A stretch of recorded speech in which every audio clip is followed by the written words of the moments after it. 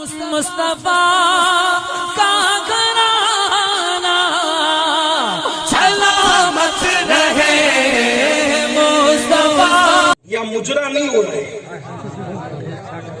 یہ جو پیسے اڑاتے ہو نا، یہ مجروں میں اڑایا جاتا ہے. شرم کرو. نعت خواں کو دینے کا طریقہ تمہیں پتا ہے؟ ہمارے یہاں پہلی بات تو حضور نے جب نعت خواں کو نذرانہ دیا تو اس وقت حضور کے پاس جو سب سے قیمتی چیز تھی وہ دیا. 10 کی نوٹ لا کے اتراتے رہتے ہو، یہاں مٹکتے رہتے ہو، یہ مٹکنے کی جگہ ہے.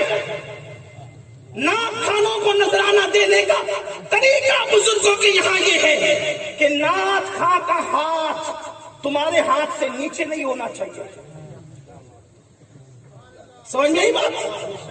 نعت خواں کا ہاتھ تمہارے ہاتھ سے نیچے نہیں ہونا چاہیے، کیونکہ حضور نے فرمایا نیچے والے ہاتھ سے اوپر والا ہاتھ بہتر ہے. تو جو نعت خواں حضور کی تعریف کر رہا ہے اس سے ہاتھ اوپر کیسے ہو سکتا ہے؟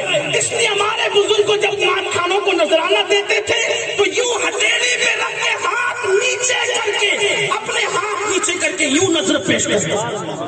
کیا تماشا بنا رکھا ہے؟ آپ مجرا کیا سمجھتے ہیں؟ یہ مجروں میں پیسے اڑائے جاتے ہیں. دینا ہے سنت ہے نعت خانوں کو دینا، ادب سے لا کے یہ پھینک رہے ہیں، یہ پھینک رہے ہیں. کیا فیشن بنا رکھا ہے؟ محفل کے تقدس کا کسی کو خیال نہیں. میں نہیں کہنا چاہتا تھا، میں صبر کر کے بیٹھا تھا. میری عادت یہ ہے کہ میں دل کو بہت خیال کرتا ہوں.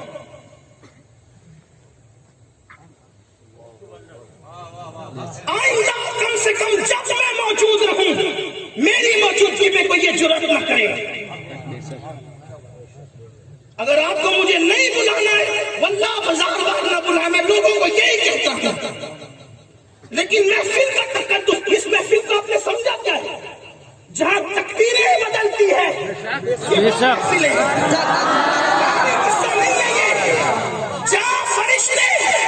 جہاں فرشتے ایک دوسرے کو بلا کر کہتے ہیں آؤ کامیابی کی طرف، آؤ فرشتے کہتے ہیں آؤ کامیابی کی طرف، آؤ فرشتے فرشتوں کو بلا کر کہتے ہیں آؤ کامیابی کی طرف. یہ وہ محفل ہے، یہ وہ محفل ہے جس میں آنے والا جنتی ہو جاتا ہے.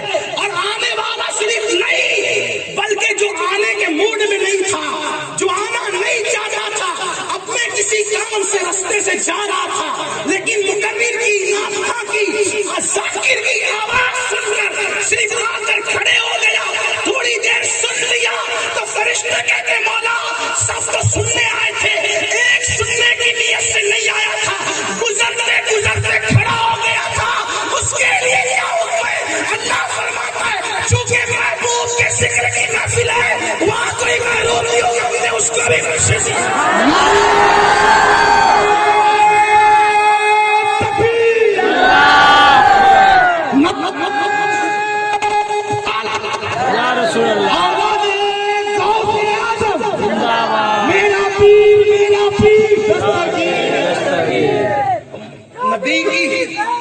نبی کی محفل کو دھندا مت بناؤ، دھندے پانی مت کرو. اس میں جس کی نگاہوں سے خدا کی ذات نہ چھپی ہے اس کی نگاہوں سے دل کے جذبات کیا چھپ سکتے ہیں؟ اگر ایسا کیا تو نہ دنیا اچھی ہوگی نہ آخرت اچھی ہوگی. یہاں دھندا نہیں کرنا، یہاں دھندا نہیں بنانا، یہاں تو صرف ان کے لیے، صرف ان کے لیے. ہم اگر ذکر مصطفیٰ کر رہے ہیں یہ امین القادری کا امت پر کوئی احسان نہیں ہے، یہ ان کا احسان ہے کہ انہوں نے ذکر کرنے کی اجازت عطا کی ہے. ہماری زبان اس قابل نہیں ہے کہ حضور کا ذکر کر سکے. 1000 بار پشویم دہن کا مشک گلاب خلوص نام تو گفتن کمال پیانویس، اگر 1000 مرتبہ نہیں، میں اب اس کا ترجمانی اپنے انداز سے کروں گا، کروڑوں مرتبہ اگر مشک اور گلاب سے میں اپنی زبان کو دھل لوں تو میری زبان ایک مرتبہ نام محمد کہنے کے قابل نہیں ہے. یہ نام محمد ہے اور ہم نے اس کو کیا بنا رکھا ہے؟ گانوں کی محفل میں، مجروں کی محفل میں، ہماری محفل میں کوئی فرق ہی نہیں. خدا کے لیے اس کا خیال کریں. میں نے پھر کہنا ہے کہ میں نہیں کہنا چاہتا، مجھے دلوں کا خیال ہے. ہاں ورنہ کوئی یہ نہ کہے یہ صاحب دیکھیے کہ یہ اب بھی بول پڑے، میری باری میں تو کم سے کم آپ نہیں کریں گے۔